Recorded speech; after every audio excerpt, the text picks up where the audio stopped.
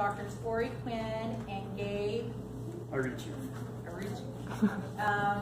Dr. Quinn received his training at Parker University in Texas. There he received a bachelor's degree in anatomy and health and wellness, as well as a doctorate in chiropractic. He furthered his studies in postgraduate work by being certified in applied kinesiology. His passion was fueled by finding answers to his own personal seizures which plagued him. He saw an applied kinesiology doctor in Texas that found the root cause and helped him resolve his conditions. This has driven him to give the same care to others who may have lost hope with their own issues. Dr. Arici, I'm gonna get it by the end here. Received his bachelor's degree from Missouri State University in Religious Studies. He received his doctorate of chiropractic from Logan University in St. Louis. He has done over 300 hours of postgraduate work in functional medicine and applied kinesiology. He is certified in applied kinesiology and systems healthcare. His passion is fueled by the resolving of his migraines through a gluten-free diet, and he wants all to find a similar long-term solution to their health issues. So without any further ado, I present to you Dr. Ori Quinn and Dr. Gabrielle Arici. Oh, okay. Gabriel Arici. Arici. Thank you so much. You are welcome. All right. So just a little bit of an additional thing about us. So before I went into become a natural health doctor, I actually was a nurse. I was going to go all the way, become a doctor and everything, but because of working as a nurse, I just got really, really sick and tired of watching my patients go downhill. And I wanted something different for them. And so I started searching. I first thought DO program because I thought the DO program would be more holistic. But then I soon discovered chiropractic. And that's where I want to go. And so at chiropractic, that's when I discovered the cause of my migraines and applied kinesiology. There's more chairs over there. You guys want? Yeah.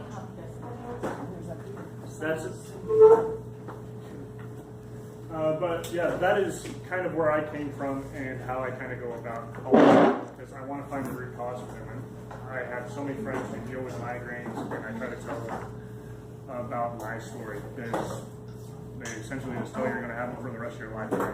I hate that. I hate to hear that. I hate to hear people who are in their older years saying, well, that's just part of old life.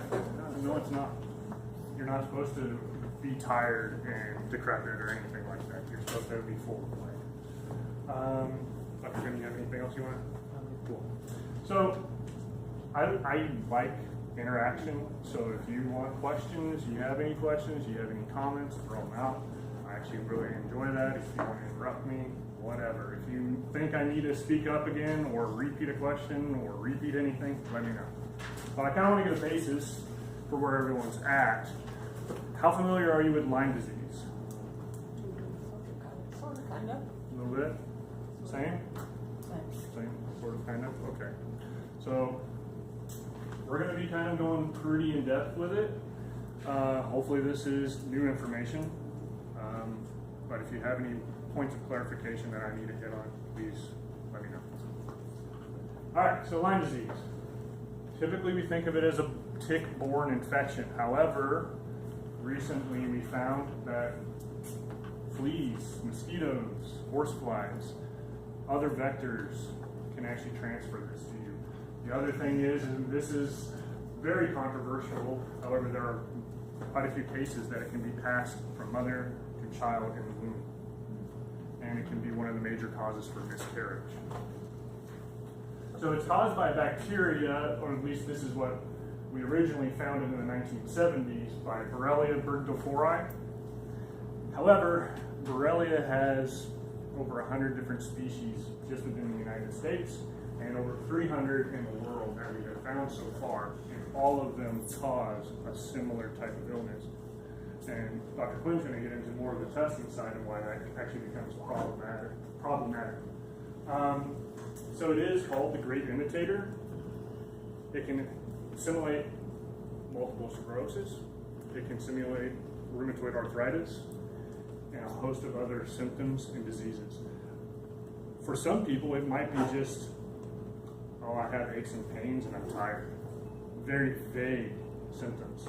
So you go to the doctor and he's just like, well, get some more sleep and eat better. You don't really know what to do with that unless you do a further investigation. The bullseye rash. Who's heard of the bullseye rash? Only occurs in about 40% of patients, which is also an issue when it comes to testing, as that's what most people are looking for. Some other common ones are headaches, and if you end up being prone to getting headaches, it can actually cause migraines. That's one of the more recent things that I'm discovering for myself, is that my gluten sensitivity and migraines could have been Borrelia related. And that's something that I'm actually going through as a course of herbal remedies to clear up my own Borrelia infection and a host of others, as you will come to see. Because when a tick bites you, you're not going to get Borrelia by itself usually. You'll get a host of other bacteria, protozoans, and other co-infections, viruses, and so on. Brain fog is probably one of the more common symptoms. Just trouble thinking, trouble remembering. I mean, focus. I need a cup of coffee just so I can remember and focus on today's work. It's a very annoying and very prevalent thing. Another thing, it can affect any organ. One of the most common ones is Lyme carditis, which is your heart. So if it's affecting your heart, it could cause heart disease and heart attacks and all sorts of other issues, which also creates another problem because there are some studies going out there showing that people who've had heart attacks had the infection, but because they did not have the bullseye rash, they were not treated properly or diagnosed properly. So it can be overlooked quite frequently. Who's heard of just chronic Lyme or post-Lyme treatment? Lyme disease. Okay. So this one... Is that the same thing as a Herxmeyer reaction? No, that one is your die-off reaction. So when you're taking, say, an antibiotic or an herbal remedy, sometimes you'll end up getting this die-off or Herxmeyer reaction, which is the toxins and the inflammatory response to those things dying. Okay. And So so post-treatment Lyme disease syndrome is something different. So what is going on with post-treatment Lyme disease is a failure in the treatment. So essentially, and Dr. Quinn will actually talk a little bit about this, but antibiotics and what the treatment that they usually prescribe is only a few weeks. However, the symptoms come back almost immediately or within a few weeks, and that's what they'll say is post-treatment Lyme disease syndrome. There's nothing we can do about it. You no longer have the infection. We tested you again. It's no longer there. And that's usually what you see with this one. And so people started calling it chronic Lyme disease, which a lot of people don't really care for because they're saying it's not being found in the labs. Yes? Under statistic, about 300,000 cases of Lyme. How are those diagnosed? Are they CDC criteria with X number of bands on the Western blot, or are they? So originally it was 30,000 from the CDC, and then they said, I think our figures are off by 10, a factor of 10. And so that's why it's 300,000. But yeah, usually that's how they do it epidemiology, is through those two tests that Dr. Burley did into. So there are some doctors who even say that this estimate of 300,000 is low. It is the #1 growing infectious disease from a tick or a parasite or anything like that within the U.S., but it's also becoming more prevalent in Australia, in Europe, Africa, and Asia. But there are different strains of that bacteria, of the same genus, the Borrelia. So the number up there is they're inferring that there's 300,000 new cases each year. Yes. That they're finding in the U.S. All right. So just how do you contract it? I already talked about the different ticks, or rather the different bugs that carry it. There are some that we'll talk about, the black-legged tick or the Lone Star tick, these specific ticks. If you see a tick, just assume that it has Lyme or Borrelia in it. That's the safe bet. And so when they actually bite you, they regurgitate all that stuff into you. And so most doctors are now seeing co-infections of Babesia, which is a malaria-like protozoan, Bartonella, cat scratch fever. I'm sure many of you have heard of cat scratch fever. That's usually what you see with that. And Rickettsia, which is the Rocky Mountain spotted fever. However, there, again, are several different species of each one of those that cause different things. You might get tick paralysis, which is just a terrible thing that goes along with it. Now, here in Arkansas, I'm sure most of us know where we find the ticks. It's almost all around us. You might see a little less in manicured lawns, or if there's chickens around or anything like that. Again, like possums, a lot of us hate them. We think they're ugly. They eat ticks. Great thing to keep around. Chickens as well, guineas, anything like that. I have a question. Yes. I've heard that if you remove the tick within 24-hour period, that it doesn't, you won't contract the disease. Is that accurate, or is that? I wish, but it's not. So one of the things is you don't know where that tick came from. So it could have been feeding on something else and already has it near its mouth. So they're thinking within a few seconds to 15 minutes, you got it. Where does that come from then, the misnomer? I'm trying to remember where that, I just read it and now, CDC website. that's what I'm thinking. It's more from the CDC, but I can't remember where they got it from. So what's going on there is, as he described the avenue by which you could get infected within less than 24 hours. So originally when they went into the studies, they realized that it requires this actually regurgitation process, which is a 24-hour process. And so the caveat there is they're realizing we don't know where that tick is in that process when it actually bites you. And so that's where the original 24-hour idea came from. And then that's why we now realize it can be shorter. All right, just some different looking, if you're not super familiar with ticks and what they look like, but I just thought I'd throw those up for you. I do have a question about that too. Sure. Because we call the little tiny ones seed ticks, but I learned recently, are those just baby Yep, ticks? they're nymphs. That's what they would call them. But And they yeah, also are carrying disease in Yeah. the way that adults do? yeah, they are, definitely. Some other different ones, the Lone Star tick on the right, that one's pretty prevalent in this area.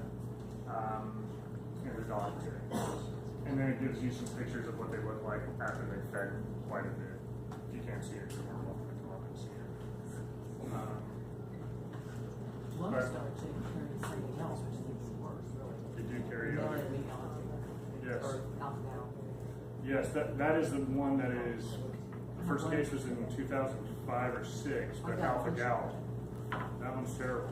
I don't know who's familiar with Alpha Gal. But essentially you become allergic to all meat products except for fish and poultry. Yeah, I can't even imagine. I have a friend up in Springfield, Missouri that contracted that. I can't even imagine dealing with that because it's not just a minor allergy. It swells up your throat and you could, potentially life-threatening. So that's another one of those dangerous things that comes from ticks. All right, Dr. Quinn, your turn, sir. So, this says up there, how is Lyme or Lyme? So I grew up, so technically in all technicality it's Lyme disease. I grew up here in Fayetteville, Arkansas, and down here in the south we tend to call it limes with an S, and so you might hear that spout out of my mouth at the time or two. But it is Lyme disease. And so, signs and symptoms. The interesting thing about diagnosing Lyme, and we're going to go that into the next slide about the CDC's protocol of how to diagnose Lyme, is that over time they're realizing the fallacies and how inaccurate some of these tests are that we run and the blood work that's run on it.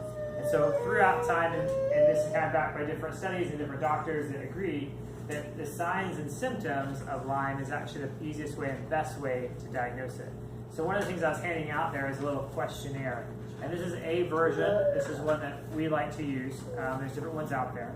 But you go through these series of questions, and you come up with a total number, and it helps kind of give us an idea of likely to have Lyme, very likely to have Lyme, or for sure, kind of more for sure that you have Lyme. And the reason why is because there's very few, there's not a lot of, like I easily obtained conditions where you end up with such a sporadic and kind of more complete list of symptoms that attack, if that's a good word, kind of across the board. And that's why these actually types of questionnaires really do hone in on and kind of apply to something like this type of condition with Lyme. So just to go through that list, so you have, and Dr. Gabe hit that a little bit earlier, but severe headaches and neck stiffness, additional rashes outside of just the bullseye, potentially additional rashes, and they can't actually appear anywhere. That's another kind of misnomer, is that the bullseye and some of the rashes associated with Lyme have to appear around the tick bite. They do sometimes see them appear elsewhere. Arthritis is another one, severe joint pain, swelling, particularly in the knees and other large joints. This is kind of more just a thing that one of my doctors I trained under that works with Lyme quite a bit. One of the biggest indicators he always talked about was when someone came into the office and they described joint pain, so the same joint like knee joints, but simultaneously arising on both sides of the body, or ankle joints or wrist joints, but at the same time. So someone would come in, a week ago I woke up, both my knees were just aching. And the reason why that's unusual is because with any kind of physical trauma, you'll tend to actually hurt one side and not both at the same time.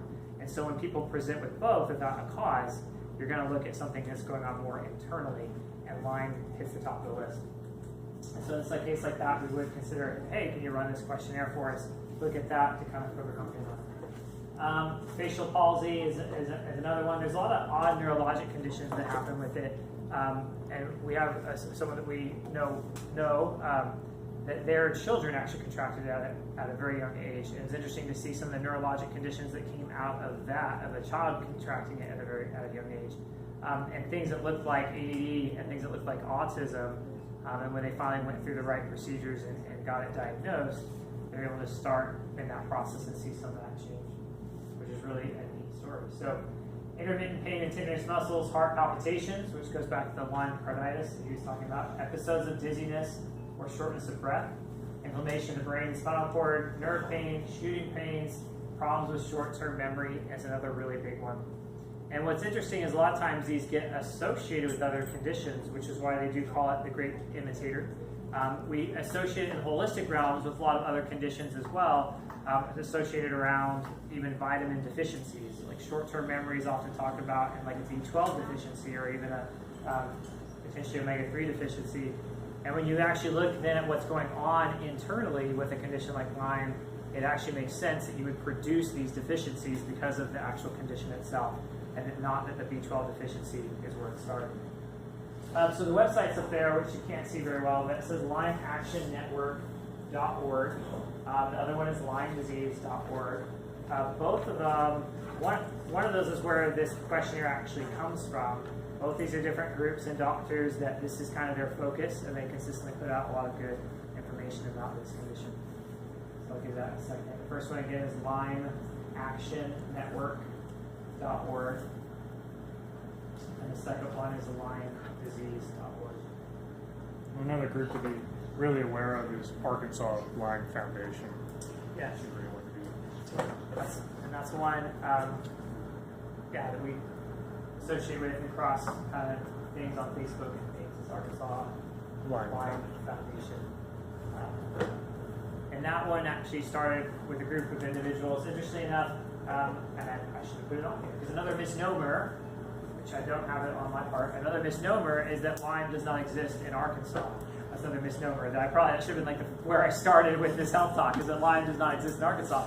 And in fact, when you pull up the CDC maps, forever it didn't even show Arkansas at all. Ironically enough, apparently ticks, Lyme-infected ticks stop at the Missouri border. They know not to drop down south of that for some weird reason. And so, in more recent maps, they're actually finally putting up there, I've seen it where it actually will say like, a possible encounter with Lyme. And it's just not true. And we've known a lot of clients and people, and that was how that foundation actually got started, because of an individual whose daughters both contracted Lyme, and she fought and fought and fought. And she got the official, went through the official blood work to get it officially diagnosed, and all along the way was being told, like, we're not going to run this test because it's not real, it doesn't happen here. And she would get the test run, and even once it got ran, it was, well, that could still be wrong, and all these different things. And so she was able to actually get that documented and put it out there. And so from the last that we heard, officially there's only 2 cases of Lyme that have ever been contracted in Arkansas, and it's her 2 daughters, which is kind of crazy. So kind of ridiculous. Because at this time, I want to ask a question too, because is anyone in the room, if you're comfortable raising your hand, if you don't, please don't, but either have it themselves or know someone that has Lyme disease? Yeah, and so in this room, right, so about 10 people just raised their hand, and I rarely leave Arkansas, so that means it's somebody here in Arkansas, right? And so that's an interesting thing that's happening. That's just a picture of, we decided we should print it off and hand them out, so that's just a picture of that particular questionnaire right there. So the next part is the blood test for Lyme disease. And so this is actually where it becomes difficult. And I recognize, that's good, but I recognize some of the difficulty even on the side of trying to prove it, as well as trying to create a protocol that says, we're not going to treat it until it's actually proven, because it's a hard thing to prove. So the first thing, the CDC's recommendation, so therefore kind of what doctors tend to follow, unless they're willing to step outside of that, is the first test that's run is that enzyme-linked immunoassay, thank you, or ELISA test, or EIA test, different names for it. Interesting enough, this is, according to CDC, you run this first. You do not actually go down the line in the blood test until this comes back positive. The only problem with it, as I put up there, is a 52% false negative rate on this test. There's different reasons why this occurs. One is they're looking for, the first one and the second one are actually quite similar. They're looking for antibodies to a particular type of Lyme disease. And as Dr. Ricci said earlier, and this is just one reason why it's not accurate, but we're now finding there's over 100 different strands of Lyme type diseases from the Borrelia in the United States alone. And so it just gets missed. And so if that comes back negative, they say you don't have Lyme, we're moving on. And again, with that, you're like ignoring all symptomatology, you're ignoring all history or patient history, which is again where the questionnaires will take into place, where they'll actually ask, have you been bit? Do you know that you've been bit? When have you been bit? And different things like that. And so it's just ignoring all that. After that, if that does come back positive, then you move on to what's called a Western blot test, which again is an antibody test against IgM, IgG test of Lyme. The problem with this again, it's testing for a specific set of Borrelia bacteria, and so you have the option, you have a different one, as well as even this accuracy rate is not that great, and there's been numerous studies coming out where both these tests will come back negative, and they'll actually go in, do biopsies and be able to actually find the bacteria present in the individual, even though these tests are coming back negative. So there's a problem with that. IgG X. So these are the 2 bottom ones are kind of the more moderate. These are both labs and laboratories that people can access themselves. They can go online, IgG X, DNA connections, and actually orders tests if they want to go that route and put it kind of in their own hands. With that, I think one of those does have to be signed off on by a doctor, but you have any doctor you want or doctor will sign off on it. And it's self-pay. And it's self-pay, yeah. And so this is self-pay. These are ones you'll go on and they'll send it to your house. One of them is urine and saliva. The other one does require a blood draw. So you actually just go to any kind of local blood draw place like Quest Diagnostic or LabCorp is another big one. You can walk in and they'll, with the box in hand, and they will do the draw and put it back in the box for you, and you can walk off with it. So IgG X. And so the also important part to this, which I think we're getting into later, but is with these 2 groups, you actually are testing for the Borrelia itself, and then a whole slew of their likely co-infections. Because that's been another thing that's been found time and time again, is that there's a lot of different co-infections that come with the Lyme disease. And in fact, in general, once your immune system is kind of weakened, your likelihood of contracting or developing other types of diseases goes up anyways. And so some of the conditions, and they've seen this in different cases, and I've even seen it in my office, where sometimes the initial treatments actually do work to eradicate the Lyme or the Borrelia, but then you're actually afterwards still dealing with their co-infections, which will still create some of the fatigue, some of the tiredness, and some of those things. And so there still needs to be a way to identify and follow up on those. And so these both are great ways to do that.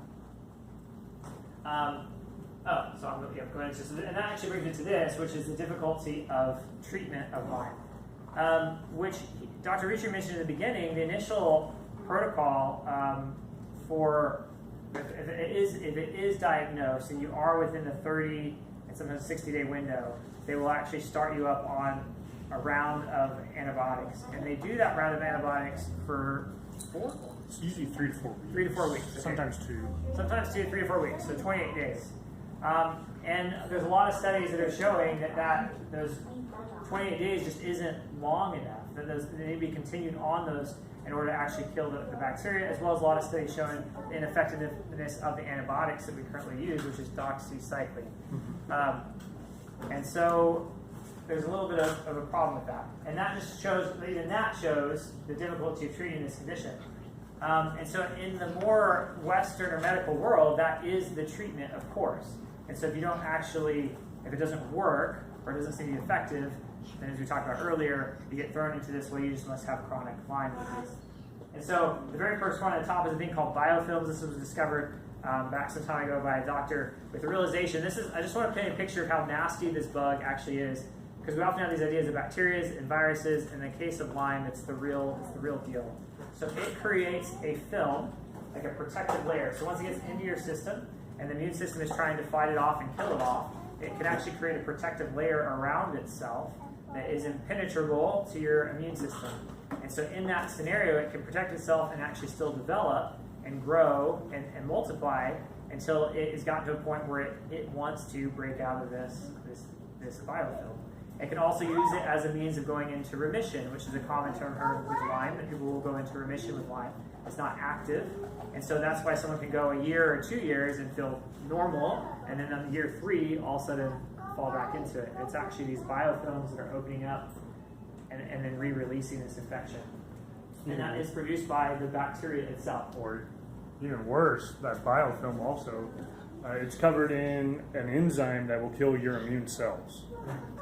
So it actually will attack your fighters, your front line, and kill them off. So then co-infections, this and that. So the statistic there is 50% have co-infections, and about at least 30% have 2 or more co-infections. Antibiotic resistance. So again, they've been shown to survive after 28-day course of antibiotics. And so then can test negative to antibody tests. That also makes it difficult to find, because it can still test negative antibody tests. And the other thing, can change its shape to avoid our own immune system. We call it the great imitator, and it really is, because it even itself can adapt and change to your own immune system. And so part of it, which is we'll be into in just a little bit, is then how do we actually account for that, and then how do you treat and account to the fact that you're dealing with something that can actually change and rotate. Get back. Sorry, I should have made that font a little bigger. One of the other things that I was thinking about is Babesia, one of the other co-infections. So if you have both Borrelia and Babesia makes all your symptoms worse. And that's one of the difficulties of treatment. And only one of them is going to necessarily respond to the normal treatment. And so as it's trying to respond, Babesia is going to be in there fighting for it, making it all worse. And that's part of the difficulty of treatment too. So this is another section on difficulty of treatment. So we like to call it the big 5, but essentially it's food sensitivities, other infections that are not associated with Lyme disease and from tick-borne illnesses, heavy metals, environmental toxins, and stress in general. But food sensitivities like gluten, dairy, other things like that. It's kind of a chicken or egg scenario with this, but nevertheless, it can make these sensitivities worse if you already have them or cause them. And that can create leaky gut syndrome. Anyone familiar with leaky gut? Okay, great. So leaky gut, our whole gut, 80% of our immune system resides there. It's our barrier from the outside world. And if it becomes disrupted, you're on the line to a whole host of autoimmune diseases, a whole host of mental health issues, and a bunch of other things. It is one of our first line barriers. And then in addition to that, we have our gut bacteria. So our gut bacteria is supposed to be there. Good thing. Antibiotics destroy them. And in addition to just destroying them, we'll get prevalences. So one in particular, Candida, A lot of us might suffer from yeast infections or other types of issues going on. Candida is supposed to be normally in you, but in small amounts. When we take antibiotics, it's like, hey, there's a whole lot of real estate that just opened up just for me, and it grows. And then you run into things like small intestine bacterial overgrowth or candida overgrowth fungal. And then some of the other ones, Epstein-Barr, so mononucleosis, that's a pretty prevalent one. In fact, I just had a friend that was diagnosed with it, and he was in the middle of taking his boards for chiropractic. So, Was there reactivation from the new? I'm not sure. I don't know if he was able to figure that out. But in addition to that, one of the things, skipping over heavy metals real quick, glyphosate, Roundup.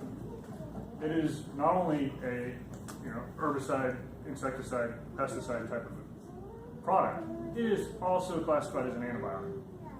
So when you are eating non-organic food, especially in America, where we use, I think, 4 billion tons a year of it, you are also contributing to that issue.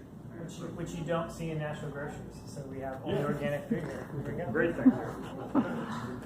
Pesticides as well. But back to the heavy metals. So Borrelia, interestingly enough, makes you more susceptible to aluminum toxicity, which is quite interesting because aluminum also just likes to hang out in your brain, and it's a big neurotoxin. So what you see is a bunch of mental health issues. So talking about mental health, one of the issues I had 12, 13 years ago is when it started, was an anxiety disorder. So I was a missionary down in South Africa, just teaching people, and I noticed that I was having problems speaking. I started shaking. I couldn't sleep at night, and all sorts of different things like that. I remember in the middle of one, just talking to somebody, and I started doing this, which now, looking back with the current knowledge that I have, I'm like, I probably kind of look like a late-stage Parkinson's patient. Borrelia depletes your dopamine, which dopamine is a big part of Parkinson's disease. And in fact, it's been correlated, associated rather strongly with Parkinson's in several patients who have it. So that was more of a recent occurrence when I finally took a blood test because, of course, when you have anxiety, they think it's a serotonin issue, so another neurotransmitter. But in fact, mine was a dopamine issue. And that was it. So other environmental toxins, I mean, we're exposed on a daily basis. Depending on where you live, there could be a coal power plant or anything like that around you, depending on where you work even, you can be exposed to. I know my dad used to weld in Australia for a number of years, and I mean, welding, you're just breathing in so many fumes and all sorts of stuff. So, I mean, it just depends. And then the biggest source is water. And I mean, here in Fayetteville, we got chlorine water that we drink. It's rather strong. Stress. Now, this one's kind of an interesting one. Physical and emotional stress in general. We pick up a lot of physical stress when we're just walking around. Maybe we're just playing sports. Maybe we're just sitting all day. The physical stress will increase your fight or flight response, making it even harder for you to fight off anything. And so if that's not taken care of, it's going to make the whole game hard to do. Any questions on any of that? All right, so herbal remedies. So the fun stuff. So we use a lot of herbs in office. Some of my favorites are mentioned right here. Actually, two of them I really like and I use them quite often. Morinda and Melia. Morinda comes from the noni fruit or it is the scientific name of the noni fruit in Hawaii, which you know everything about. And then Melia, or the neem leaf, it is actually specifically effective against spirochete bacteria, which is what Borrelia is. It's shaped like a corkscrew, which helps it to get through different membranes in your body really easily. It actually has a sister bacteria, syphilis, which I'm sure many of us know syphilis. In fact, for a long time, it was confused with syphilis in the tests. But it has rather similar presentations in a certain degree because syphilis, if it's not caught early, will go into your nervous system. That's what Lyme will do, Borrelia. It will go into your nervous system. This is seeing the thing like neem oil that you can put on your plants so you get rid of sure about that. Some places. I would assume so, but I'm not sure about that really. And then this last one, Philanthus, it actually has quite a broad range of effects.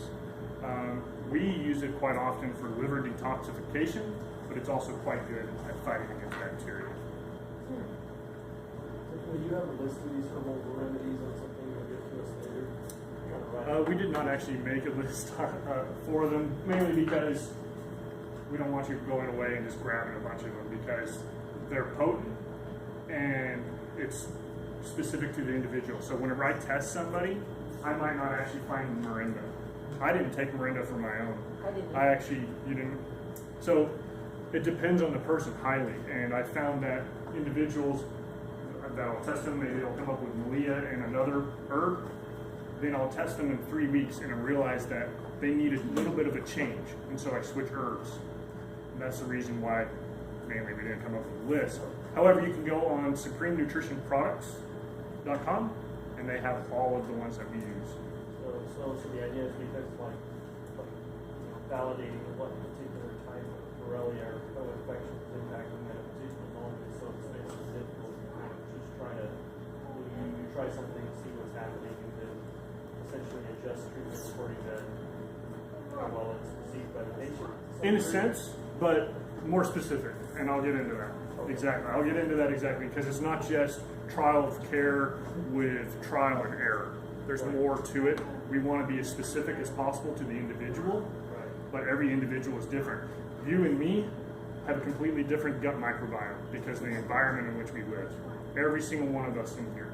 And so that environment and then the genes that we inherited from our parents all changes everything. And then depending on what we eat, the genes further are activated or deactivated. So outside of the conventional testing that's out there, there's other any alternative validations that might help reveal what we need to do specifically? Yes.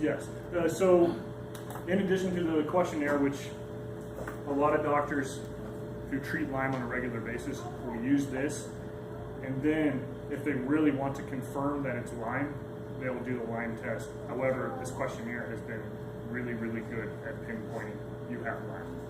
Because the tests, as Dr. Quinn has said, are not very accurate. So what we do in office, in addition to symptoms and trying to figure out, okay, I'm thinking this is Lyme, we do something called applied kinesiology. So applied kinesiology uses muscle testing. So with muscle testing, it gets rather specific when it comes to the individual and depending on what they need. However, it is a neurological window essentially.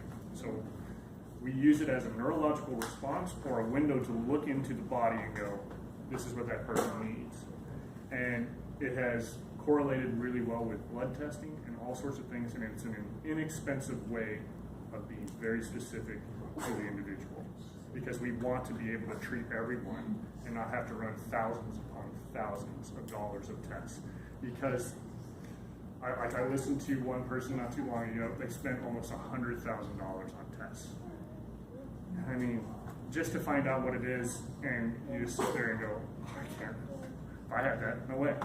I can't. I'll just live with pain for the rest of my life. And as you were hinting at, 100,000 in tests to identify what it is, right? That doesn't And mean you then start the treatment. Yeah, you start the treatment, and you are correct. That's the problem. Is that because of what we're talking about, all these complications where it can mutate, it can change. You have co-infections. You could be 8 weeks in, and you're dealing with a different co-infection, and you don't really know unless there's a way to analyze that. And so, in order to make those transitions. And that's part of what we do with the muscle testing. Like for me, I muscle tested for Borrelia, Babesia, Bartonella, and a host of other things, Epstein-Barr, and a few others. Really just kind of getting down to it, and now like I have more energy than I had in I don't know how long. So it's just a way of being specific to the individual and getting it done. I didn't mean to derail. Oh, no. I was going to talk about that anyway, so I just kind of go with the tangent and it works. I've got 1,000 other questions, so we can continue. Okay, sounds good. This is just a couple of things we're not really going to go into, but just a few of the studies that have been done on the herbs showing that Philanthus is really, really good at treating Babesia. And then neem, talking about how neem is really good with spirochetes and destroying those. Here's a case study. This one's rather interesting. So it was a 30-year-old female who was about 10 months previous to developing plantar fasciitis. So 10 months ago, before this, she had plantar fasciitis. 1 month later, she started having bad TMJ jaw dysfunction, and it locked up at times. Her knees also started swelling, and they needed draining. So I mean, right there, you're kind of thinking rheumatoid arthritis. Then her toe began swelling, and she developed sausage toe, so they just became really thick like Vienna sausages. She was fatigued, feeling ill, diagnosed with reactive arthritis, which is a mimicker of rheumatoid, and typically it affects the feet, but it also affects other things. She tested for Borrelia, Babesia, and Bartonella, was given Malia, chrysanthemum, and Chinese coppers. 2 weeks later, 70% improvement. Third visit, symptom-free, and continues to do well. But again, that one didn't include Miranda or Philanthus. It included Chinese cactus and chrysanthemum. And you knew that awesome little flower can do that. Chinese do a lot. They do, and that's what a lot of our herbs are, Chinese herbs. Cool. I hear a couple more case studies. I'll give some more as well. And we actually have no problem. I have no problem giving a full list of the different ones that we have used in our office and that we have experiences with in terms of treating Lyme. And so if there is a want for that, please, I'll get your email or something and we can get those to you. So this is actually one of the first clients I ever had that had Lyme disease that came in. And so started practice 6 years ago. I think she came in about 6 months later. And part of it was because of my background and Dr. Richard as well, of working with other doctors and spending our training with doctors that had actually treated this condition. And so she started out, I just want to give you like a little bit of an idea of how this can go sometimes.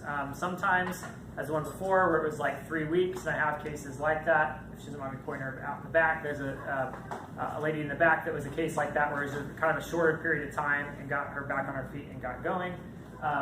While this girl here, she actually was contracted at age 12, and when I saw her, she was 23, if I remember right. So it's like 10-year time with this chronic Lyme disease.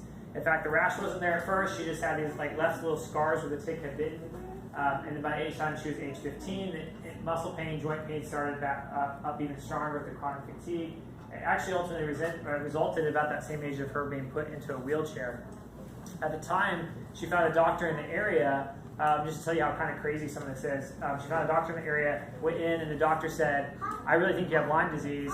Ran the test, came back positive, but he wasn't actually willing to give her that diagnosis of Lyme disease because, again, in Arkansas, it's supposedly not found and is not there. And so he treated accordingly. So he said, "Hey, you have Lyme. Let's do this 28-day round of antibiotics, doxycycline. Thank you, doxycycline, and let's do that." And so, in fact, took antibiotics and actually did go into remission. There was a period of time in her life where at age like 16, 17 where she actually felt quite good. At age 18, it all kind of comes back out. In fact, to the point where she was diagnosed with fibromyalgia. So she started going back to other doctors. She thought that it must be something different because it didn't actually totally work the first time. And so again, she kept running into this scenario where she's being told there's no Lyme disease in Arkansas.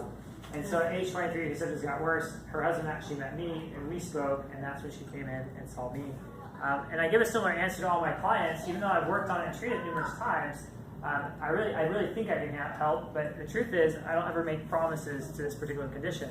But so far, I haven't had a client that hasn't come out doing substantially better. Some of them, in this case, you'll see has done extremely well for the past 3 years. I've had others where they will easily say they're 90% of the way better, and they continue to kind of perform at that level, which is really amazing. And so we went through this as Dr. Arichu described, this round of muscle testing, and we're to identify what were her infection and co-infections and start her up on a round of treatments.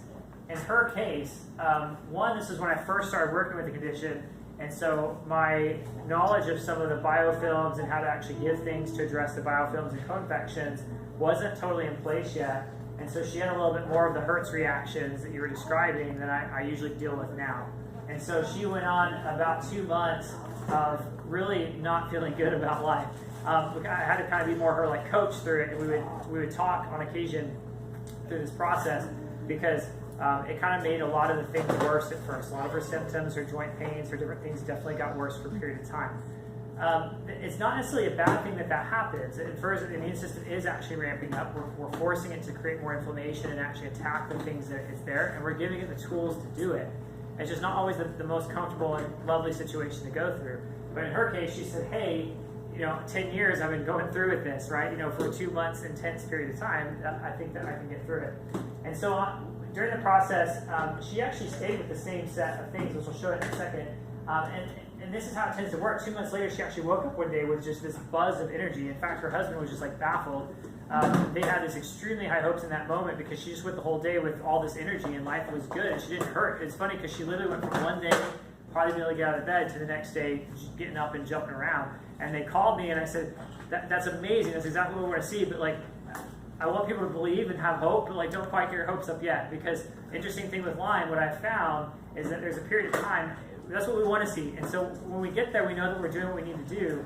But people tend to have really good days, and then they kind of go back to their bad days. And you start in this cycle where for a couple weeks, it's like you'll have 2 or 3 good days, but you'll still have those 3 or 4 bad days. And then you start working out of that, where it's 5 good days and 2 bad days, and you kind of finally eventually work out of this over this month or 2 month period of time. So it's initial 2 months of very heavy nutrition and different components there. And again, in this case, the lady kind of felt worse. And then after you hit that breaking point, you start this gradual improvement over a period of time. And so went back to see me. At that point, she actually was not testing for the Lyme disease. We're monitoring it for the next year, just on occasional visits. And in 3 years now, she's still symptom-free. And she wrote this for me because I reached out actually for this health talk. And not to say, but we threw it up on our blog online this morning, and there's a lot more to it. And it's a really amazing story that she tells, and there's a lot more describing to it. And so this is actually what I used in her case. When I first started, these are the 2 particular herbs that I relied on the most, and I still actually do rely on quite a bit. So cat's claw, and that's a common one you'll see in the literature, cat's claw. There's something to be said, though, and this is where, not to add too many factors in, but quality of product definitely does matter, like where these products are coming from. This particular company called Forest Center Herbs, which if anyone is interested in this, I would write that name down. You can go online, you can order any of their products offline.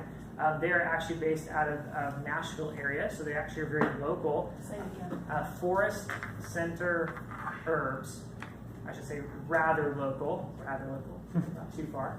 And I know the man that started it, and I know, and his products now are used all over the world, but he is extremely particular about the way that he grows it, what he does, and it's because he has this like love and this passion for what he does, and because of it, these have proven to be very effective products. And so the combination was cat's claw and teasel root, which interestingly enough, if you go out there, those are probably 2 of the most common ones people do talk about in terms of Lyme. And so part of it is just figuring out how much to give, what to give, when to tell people to continue, and when to know, again, potentially when to change it. And so after the 2 months when she started waking up with these bouts of energy, and I didn't have the Lyme disease test anymore, things were going really good at that point. We actually did switch her over to 60 days on this product, which is called Camu, and a liquid iron supplement. The other thing I found in treating Lyme disease is that once you seem to get past the worst point, my assumption in this is that what we're then seeing is actually deficiencies, nutritional deficiencies on account of, in her case, 10 years of battling a chronic condition. And so there was actually just a need, and these aren't super complicated. It's not some like mega dosing of all these different things. These 2 fit the bill and worked for her. It was a vitamin C and an iron were the main 2 components there because Camu is very high in vitamin C. And she ran through that for just a couple months as well. And again, with that, she continued to kind of feel like the rest of her energy and things come back. And so it does sometimes matter where you are in this process. And that's just, again, an example of what we went through with her. This is another example, not to have you read it, but because you can't, it's too small. But this was another person that was diagnosed. She has horses, and she was out in the field, got the tick bite. rather quickly, within 24 hours, she started feeling a lot of these symptoms come on.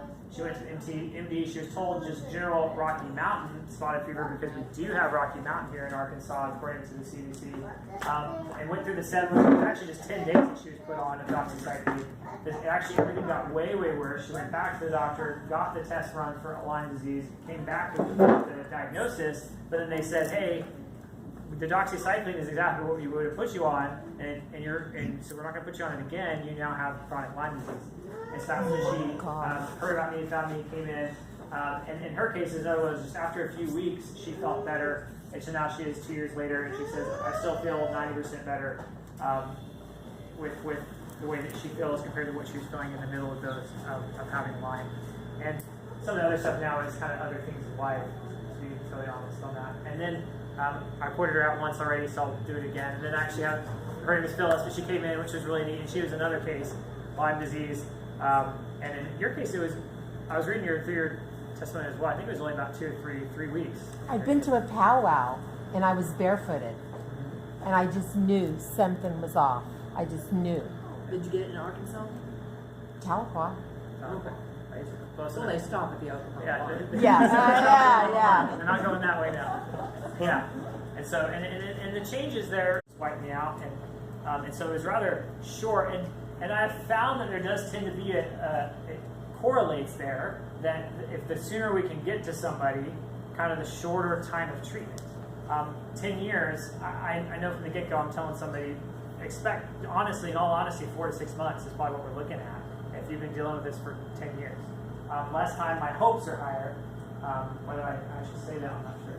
But so that just kind of gives you a couple run through there. And again, we have no issue giving a full list of any of the herbs that we use in our office, and we can even point you in the direction of the ones that we particularly do use for Lyme, and that isn't an issue at all. And so prevention, it's a little bit difficult. So there are natural bug repellents. I put up there usually, and that's what we use in my own family, is there a combination of different essential oils. I apologize for being so small. You can even get some here. That's where my wife picks hers up here at Natural Grocers. That's my second plug. Second one? Plug. Oh. So it's a natural bug repellent that uses different essential oils. This is a bit of a more complete list. It's catnip plant, cedarwood, eucalyptus leaf, lemon, linseed fruit, ylang flower, vanilla bean, and Is it a combo of all it's a of combo of all these. You can put the combo together yourself. They sell a combo in here. It's very similar. It's not quite the same, but we've used it now for years. Very effective. And it's just a few drops in like a little bit of water. Yeah, it just depends on how you want to tackle it. If you have the concentrates, go concentrates. If you want to just get the bottle. Can I use that on my cat? Can Yes. people use it on the dogs? Yes. Oh my God. Yes. Do you realize how big this is? I want to say one other thing. My first client in Hawaii had not been diagnosed for 20 years because it mimics 250 different diseases. This man, I wouldn't go to an MD because I believe he has the skills similar to an internist. Why would I? Just saying. Thank you. You're welcome. She did come on her own accord. We didn't plant her in the audience tonight. She was just excited when she heard what the topic was. And then so I do with clothing. If you're going out, be aware. Boots, long socks, pants, things like that help because they can help anyways. They kind of prevent it from actually getting on you. They're technically the most accurate way to probably diagnose this, and this is an interesting one, is if you actually pull the tick off. No one thinks to do it, but you can save the tick. And there's organizations that are developing now where you can actually send it off and have it tested. And some of them do it more kind of nonprofit. There's one that you were just mentioning to me. It's a free test. They test 6 different diseases, and it's bayarealyme.org. BayAreaLyme.org. Like in California, Bay Area, Lyme.org. And so interesting, and the reason why it's in the Bay Area is because you look at the CDC map, ironically enough, there's this concentration actually in the San Francisco Bay Area of Lyme, and most of the rest of California doesn't seem to have it, which is interesting. But so, and it's free. and then there's ones that might be free. I'm sure you have to pay for shipping or something like that. Wow. But technically that is, and she mentioned there's 6 different strands. So again, you're looking at the same ones that can be run potentially with like a Western blot kind of thing, which again might help get you there. But save the tick, and that's what people don't think to do, especially because sometimes there can be quite a few of them to send off. So. You have a thing on proper tick removal. Oh, yeah. I want to hear that. Yes. Do I So, know? Go for it. okay, so just since we're on the topic of save the tick, use. Or not. But the thing is to use needle nose pliers or tweezers. You want to do it slowly, so you kind of go parallel to the skin. You grab it, and do it very slowly, and slowly pull them out. You use peppermint oil, you're going to freak it out, and it's going to regurgitate all the goodies in it. That's kind of the thing. You got to be careful when you're trying to pull them out. Don't just yank them out, because then their head often breaks off and it's inside you. And what does that mean if it breaks off inside of you? Then what? Then you have risk for more infections because it could be in its mouth, and then the inflammatory response could be still there, depending on how much breaks off. If its neurotoxins are still present in that area, especially for like tick paralysis, that's one of the major causes of it. And you could continue having that terrible disease, which is life-threatening. Thank you. I'm ready. Cool. And Richard, poultice. So this is actually kind of our protocol post. If someone pulls me off and say, "Hey, I had a tick bite. What should I do like immediately?" One would be to create a poultice. Bentonite clay, carbonized bamboo, make good combinations. I usually do then still add in some kind of essential oil, similar to the list previously, to give you the thickness to it. Put it on the bite, actually put a Band-Aid over it.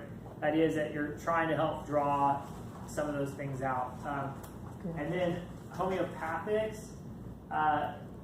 Lidum is the one that we use. So 200 CK of Lidum every 3 hours for the first 24 hours, 2 times a day for a week, and then 1 time a day for the week after that. And the reason why here, homeopathic, is they're showing that this actually helps prevent the biofilms from forming. So if it does actually get in your system, still technically the best chance you have is your own immune system to fight this thing off. And so if you can start taking those, then you reduce its capacity to actually create these biofilms. And then last one, get tested, either through lab testing, muscle testing, just get tested. Ideally, it would be either way to test it, but if you feel like you're actually starting to experience some of those symptoms or have the bullseye rash or these different things within a period of time, assume that can be it. So. Do you know of any cases where someone has contracted Lyme and their immune system has fought it off? Is that possible? I would have to assume that it is. Yeah, we'll go into theory on that because I don't. And my assumption in theory is that the answer is yes, because seeing how fast it's growing and different things, and you even mentioned they're now finding there's different ways for it to even to contract it. I think we get exposed to it more often than we might realize, and so therefore, yes. I think you were exposed, what, 3-4 weeks ago? Oh yes, yeah. So I had different tick bites a couple weeks back. With the rash. And the rash, yeah.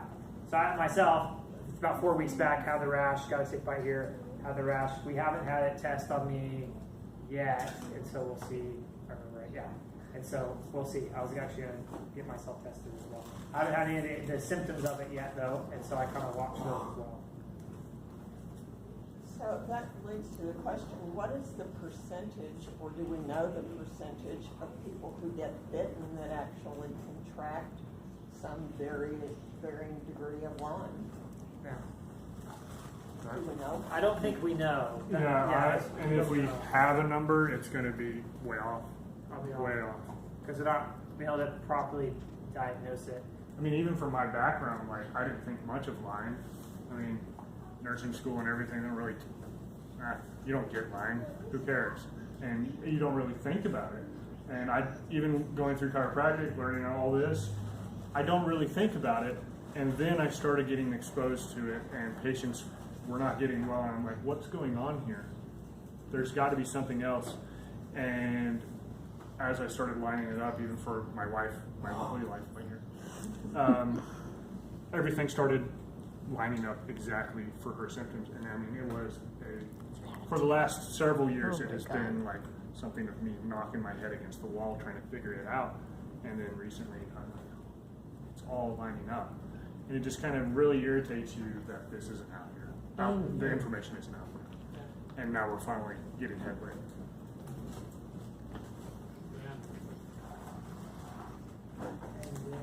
What happens is you don't start asking the question until you start experiencing some of the symptoms. And so how many do you develop it or contract it? I'm not sure. But for sure, if you start experiencing the symptoms, then that's the first thing I would think of and get checked. And it's best to get it started immediately. Don't wait. Just get treatment started. Don't wait on the test. And that's actually... Especially with like some of the herbal remedies, yeah, they're potent, but you're most likely not going to have a side effect that's detrimental at all. Like doxycycline. Yes. Nothing with the antibiotics. A lot of bad side effects. Steroids. Yes. Or give you the opposite of what you wanted. Suppresses your immune system. Which is That's how usually they what treated my give. cat. My cat had Lyme, and so bad that the vet didn't think he'd live through the night. Massive antibiotics and steroids, and he turned into a potbelly pig.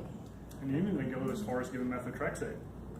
You know, the lower, the chemotherapy drug essentially that they use for rheumatoid and other autoimmune diseases. For Lyme? Yeah, I have not heard that. Yeah. start that. And so, yeah, and that's, I mean, that's, there's two sides to that a little bit, because as you were saying, I would agree, and we actually do make that suggestion to different clients as we're trying to necessarily figure this out, or if you would like further identification and you want to run off the labs and do those things, let's actually go ahead and get you started on the protocol and some of the herbs, because we're going to see an improvement in this amount of time, and I'd rather start that now than later. But if you want to go through the whole process, they can go through the whole process too. We don't object to that. Let me turn back to Dr. Reach here to finish up, which we kind of hit this. We kind of pretty much hit all hit that that. before. So. Thankful for the questions on it, but yeah, again, this just kind of shows you our holistic nature, and applied kinesiology plays into that we look at the chemical, mental, and structural issues of everyone that comes in. I often find all sorts of things depending on the person. Old injuries they thought were long and gone. And then even what Dr. Quinn actually talked about, the nutrient deficiencies, like vitamin A is one of my biggest ones I give to people, because it is, we usually think eyesight, vitamin A, I'll eat my carrot and I'll be able to drive at night. However, the sad thing is the beta carotene that you get from carrots, only 3% of it is ever turned into vitamin A. So really, the best source is liver, our delicious liver. But I do find vitamin A often, but it's a huge part of your immune system. Huh. And so it's going to get constantly depleted. Diseases like roseola and measles deplete vitamin A like nobody's business. So infections, they're going to deplete it. Vitamin D is another huge one. We don't get enough sun, and if we do, we are lathering on the sunscreen, and anything over 8 SPF, no vitamin D. We also don't eat enough fat, because for the longest time USDA decided to tell us to eat low-fat diets. So that's a whole other issue in and of itself. But that's something that we look at for individuals, try to see what they need. Maybe some of them have a genetic mutation in MTHFR, which is one of the big ones, so they might need methylfolate or something like that to kind of help them get through. So we kind of look at that to help you. But diet's another huge one that we hit, and we have a handout for that, because we want everyone to get a good diet. We're grateful that Natural Grocers and other markets in the area can provide that diet for you. Any questions on applied kinesiology? Well, I don't understand it, so. It's You give me the Reader's Digest version of it. Yeah, and it's really difficult to explain other than it is a holistic way of diagnosing someone. It's not necessarily a treatment in and of itself. It leads to treatments, whether it's myofascial release, a nutritional supplement, or some other, maybe an emotional thing that needs to be released as well, because there's a lot of emotional, and I know Dr. Quinn uses a lot of chakra work, so getting a little bit further into acupuncture and Chinese medicine, which I do quite a bit of the acupuncture, but I do acupressure instead of the needles. So yeah, it is an incredibly hard thing to explain to somebody, because it's huge. Could I just tell what I tell people? Yeah. The body answers. The practitioner asks the question, and through the muscles, they either say strong or they go weak. But I will say a kinesiologist is only as good as their experience. And just like coffee, there's lots of kinds of coffee, but they're not all good. When you get your hands on a good kinesiologist, the magic begins. Because for 2 years on Hawaii, I was without it. And I really feel bulletproof because radiant health is my goal. And I've just had nothing. I was almost 250 pounds. And through Dr. Masters and now Dr. Quinn, it's on. And so I've had pulled ticks off of me since I've been back. But now I know all I need is, for me and my cat both, is some natural essential oil so that it smell good and be okay. It's modern day magic. That's what I call it. And I mean it. You're welcome. Other questions? Yeah. Okay. This is the end of it. We're all for the questions. Yeah, where are you? Where are we located? So where the Citizen Bank is, over next to the post office. On Joy Street. On On Joyce? Joy Street. Okay. We're Just right right behind there. Citizens Bank. Yeah. Or, Mhm, that's it. yeah, across from Butterfield Trail Village. Gotcha, okay. My daughter had a bite on her shoulder that became infected, and it had what I would describe as a bullseye around it. So is it possible to have a bullseye simply from inflammation, or is that always an indicator? I was suspected because one of the things, like he was talking about with the biofilms, another thing that I forgot to mention, they also create persister cells, which is similar to the biofilm, but they can lie dormant for years. And then whenever, say, like one experience was this kid had it tick bites 5-6 years before, ended up, I think he was playing football, had a concussion, and concussions create inflammation. Now the bud was like, hey, it's time to come out. And so then he just got super sick, and they were trying to figure out what was going on. But yeah, so I would be sus of that. I never had a bullseye. Never had one. Never had a rash that I remember. Just I didn't feel right. I never had a rash either, but same. Mm-hmm. And it just depends on your immune system and when it wants to poke its ugly head out. So when you got bit, some of us get bit and we don't even know it. And then it drops off after feeding and you had no clue. And maybe it's even one of those things where you started itching and you're like, when did I get bit? Or like last year we had a family reunion and my wife's brother was there and he happened to step in a chigger nest. Chiggers all the way up his legs. I mean, we had a good laugh about it because he's just crazy. But I mean, chiggers also carry it. Chicken nest. Oh my God! They carry Lyme? They can. It's Oh only my God! Had no idea. So the official story is only. So, in addition to all the information about Lyme, what do you do for the itching? So itching, we will test for that. Essential oils, like even here recently, my wife, again, I'll just use her as an example. We went hiking because we're actually from Springfield, Missouri, so not a lot of awesome hiking trails up there. But when we moved down, we wanted to make sure. She got poison ivy. Oh yeah. First time she's really ever gotten it. And so I tested her for that, and geranium oil actually worked really, really well. Got rid of it all the entire itch. But again, that was specific to her. Others, lavender as well. Yeah, because I use essential oils all the time. Have you found anything that quite works? So we would test you individually, like by you actually touching it, and we would muscle test to find and what use it is. that system. Awesome. We'll have people come in with essential oil kits and Right. bring them in, and we'll test through. And in fact, I should have said that, but even in kind of research, one of the most effective things is actually was my introduction to essential oils, because I don't use a whole lot of them, but was actually for the eradication of the biofilms.